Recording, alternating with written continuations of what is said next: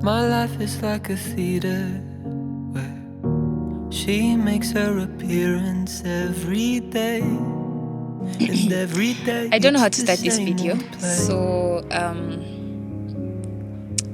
I'll just start by saying life is like a potato. It can either be mashed or fried, etc. Okay guys, today I just want to share a story with you that will hopefully encourage you to get out of your comfort zone in whatever area you might be struggling with. But before that, feelings that I harbor for her. Okay. So let me share this story with you. I'll start from the beginning. When I was young, I think I was pretty confident in myself. I was very out there. I don't know if my memory is serving me right, but I was very involved in church things, and I always found like joy and happiness in being on stage, sharing poems and memory verses, singing, and even hosting. And then there was this one time, this man walked up to me after a service, and he was like, "You deserve to be on TV." And then at that point, I was like a kid who was obsessed with iCarly, and I was like, "Oh my god, I am the next Zambian iCarly." So that got to my head for a while. But then, as time went by, I grew up, and going into high school, I think. That's like where puberty hits, and then there's like boys and what boys like, and then me growing up, I always felt like I had a boyish body, and so my confidence just started like to drop as time went by, and I decided to like put myself in a shell, and like I redefined my comfort zone, and I just decided to be passive and not engage in life issues or anything that would put me out there, because I didn't think I was physically or emotionally or in any kind worthy or able to do all those things. And so when I was in grade 10, by the time I was in grade 10, I had already been in a stage where I couldn't even speak on stage. I had like major stage fright, like literally shiver. And so when I was in grade 10, that was like when everything was just like, okay, goodbye to the little me that ever even liked standing in front of people. And because I was meant to do a debate, I was on the debate panel for my class, and I didn't want to do it. I don't know why I was chosen, but I couldn't say no because they're just like, oh no, we don't have any other option and everything. So I was like, let me try this out. And then when I reached the stage, I froze. It's like I left my brain and my voice at home, and then it was just so embarrassing. And after that event, I was just like, I'm done with just like putting myself out there. I'm done trying. Like it was the end of everything. And so after that, I just completely covered myself and just decided not to participate in anything. When I was in grade 10 and 11, 12, those things like poetry and all these things that I would have died to join. Deep down I wanted to join, but I never actually had the courage to do it because of like the past incidences, and just like I was too self-conscious and too scared. And so after that I went into high school. After high school I came to the university, where I was still keeping my flow, still being low-key, even though there were things I wished I was engaged in or involved in. But then, when I came into my second year, because of engineering, and engineering is a course where you have to do presentations every once in a while, so you have to face that. And so my second year, I remember we had presentations for some course. I've forgotten what that course was. But we had like group presentations, and I was still at the stage where I was scared to like speak in front of people. Yeah. And I remember I was the last person to speak in my group. I actually didn't have much, because I think my group understood. I don't even know who was in my group, but they understood when I was like, I can't do this. So they gave me like a really simple part, but I remember just like shivering throughout the whole time, forgetting what I'm supposed to say, and just like using a permanent marker on the board because I was just too nervous. And anyway, after that, again, just reassured me of how much I didn't want to put myself out there and how much it wasn't meant for me. Until is it third year? Yeah, third year. There's this thing, Hats and Spades, that started. If you're from my campus, you know what it is. And now before it began, the person who started it, Akwida, texted me. I was like, I want you to be part of this thing and what. And I was like, okay, cool. But then when he told me he wanted me to perform in front of people, I said, no, I can't do that. I don't have the capabilities. And then he was like, then I said I would help in any other way. Like I can do anything else and assist everyone in another way. And he was like, okay. And I don't know if he didn't understand what I meant, but after some time it turned out that I was going to be an MC, like the host of the thingy. And I was like, that's not what I meant. I meant I would help in the background, but then he was like, no, we can't change, there's no time, we need you, there's no one, like we don't have a lot of people to do this. And so again, I was reminded of my fears and how much it sucks to speak in front of people. And I was just like, oh, people will be looking at me, and then but then I still had to do it because I didn't want to disappoint anyone.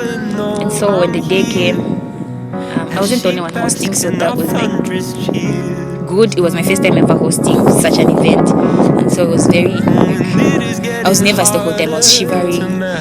Even though the lights were off, it was like the dark setup. Even though the lights were off, I was just like all over the place and shivering and everything. But when the event finished, I don't know why, but I was so excited because after a while, after going on stage, let's say 3 times, and then it started to feel good, you know. And then so after the event, I was so excited. I was like, why am I feeling this? It just got like, I don't know. It's a feeling I can't explain. I remember writing it down in my notebook, like I don't want to ever forget this feeling. And then so I was like, wait, maybe I've been thinking wrong this whole time. Maybe this is like still my thing, and like maybe I still have it in me. Maybe I still have like that love to speak in front of people. And I remember now trying to be more vocal in different places, like at church. I tried to be more like present during classes, and since I take like a children's class, I tried to just be like more engaging and all those things. And then we had like the second hats and spades, and then that was just like, I'm a pro now. I own this stage. But yeah, again, hats and spades happens with the lights off. So I convinced myself that I'm still like the shy girl who can speak in front of people unless the lights are off and all those things. And I still identify. That's the problem. Like I still identified myself. Even just now, sometimes I forget as the shy girl until someone's like, "No, you're not shy. You MC," and I'm like, "Oh yeah, I do." Right? It's like easy to just fall back into like that identity of I'm shy. Anyway, then came a time where I was supposed to host a book launch, and then again the insecurities came because I was like, I've never done a host with the lights on. I get to see people's faces. I get to see them like be bored. Oh look, it's a twister. There's a witch in the building. Okay. Anyway, that is done. Yeah. So and then I was like, I can't do this, and I was so scared because you get to see people's reactions.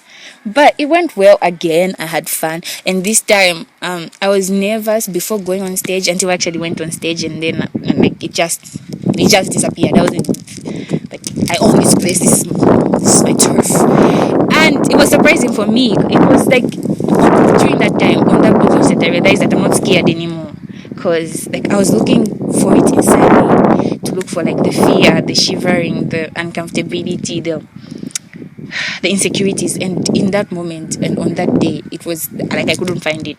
Before I went on stage, I had the fear and everything, but then when I went there, I was like, it just disappeared and I couldn't tap into it. And it was in that moment that I realized that I expanded my comfort zone. Now, comfort zone is something we all talk about. It's basically your safe space, the things that you do, you're used to. I do. Let me Google the definition. Sorry, just 1 second. Bear with me, because the truth is, I did not just bring you here to tell you about my life story. 1 second. Okay, 1 minute. Comfort zone. Comfort zone. Okay. Comfort zone, according to the Google, according to my internet. I hope this is still recording. According to my internet, a comfort zone is a psychological state in which things seem familiar to a person and they are at ease and in control of the environment, experiencing low levels of anxiety and stress. And so everyone has got a comfort zone. The activities that you do that make you feel safe, the people with whom you're around. I feel like even people can be a comfort zone. And on, like, when you go on the internet, there's so much about like extend your comfort zone, do things outside your comfort zone, and that's like easy to say, but it's very hard. Except it's actually, I see a comfort zone as like a subset of something bigger. I wish I could draw this, but I don't have. But you know, a subset with basic maths. So like there's the universal set, which is like all the possibilities of life and all the things that you can do as a human being, and then there's like a subset of things that you have been doing, things that you're comfortable with, and that's like your comfort zone. And so I keep seeing like trying new things and just going after whatever you want, and yeah, expanding. It's not really coming out of your comfort zone, but expanding it to bigger and bigger and bigger. I really wish I could draw this, but like, yeah, it becomes bigger and bigger and bigger, and there's just so much freedom. I don't know if I can say that comes with just tapping into the many possibilities that you can have, or the things that you can do, or the person you can become. I'm not saying go and try out things that are not benefiting you.